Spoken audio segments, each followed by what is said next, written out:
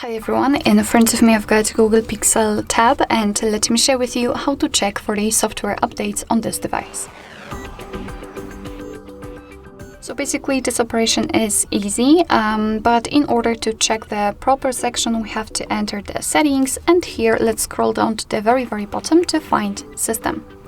And let's scroll down a little bit, and under the backup we've got the system update. As you can see, we are immediately notified that the update is available, at least in my case.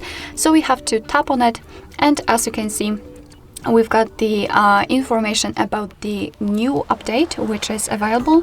Unfortunately, in my case, the battery is too low to update the system. However, if it will be full or the level will be enough, you will have the button which will allow you to simply download the update.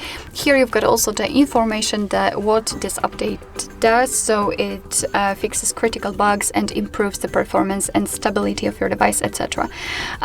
If your device is up to date, you will also receive the information that no worries, you do not have to download anything.